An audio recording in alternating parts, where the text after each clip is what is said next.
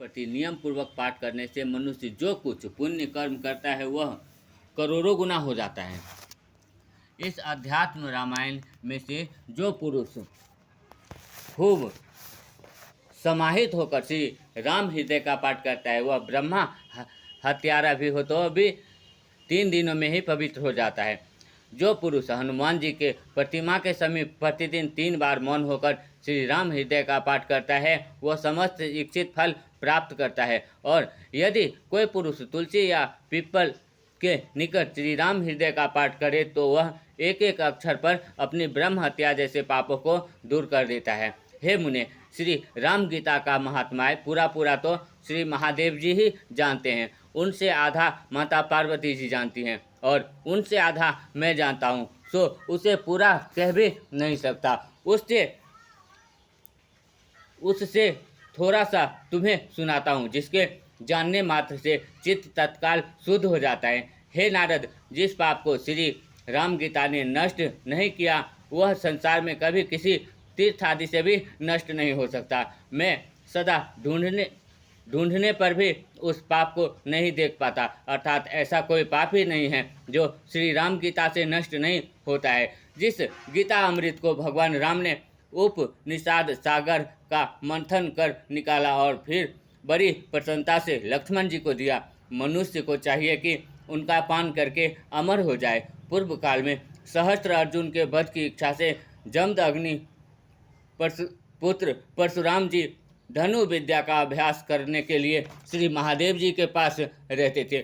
उस समय राम गीता का अध्ययन करती हुई माता पार्वती जी से इसे यत्न पूर्वक सुनकर और तुरंत ही हृदय कर इसका पाठ करते करते हुए श्री नारायण के काल रूप हो गए। यदि कोई पुरुष ब्रह्म हत्या आदि घोर पापों से मुक्त होना चाहे तो केवल 1 मास राम गीता का पाठ करने से छूट सकता है। बुरे दान, निषिद्ध भोजन और खोटी बोलचाल आदि से जो पाप होता है उसे राम गीता पाठ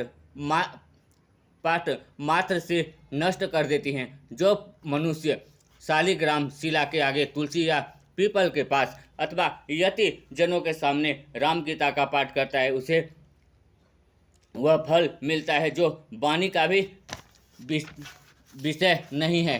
जो मनुष्य श्रद्धा में राम गीता का भक्तिपूर्वक पाठ करके ब्राह्मणों को भोजन कराता है उसके वे समस्त पितृगण भगवान विष्णु के परम धाम को जाते हैं।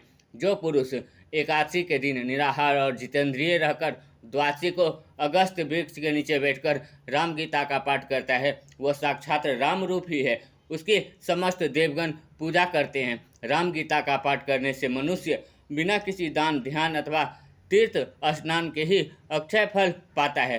हे नारद, और अधिक क्या कहा जाए। जो वास्तविक बात है वह सुन। श्रुति, स्मृति, पुराण और इतिहास आदि सैकड़ों शास्त्र श्री अध्यात्म रामायण की एक तुच्छ काल के समान भी नहीं है। यह अध्यात्म रामायण का महात्म्य श्री ब्रह्मा जी ने मुनिराज नारद से कहा। इसे जो मनुष्य श्रद्धापूर्वक पढ़ता या सुनता है वह देवताओं से पूजित होकर श्री विष्णु भगवान का पद प्राप्त कर लेता है। जय श्री राम। अध्यात्म रामायण।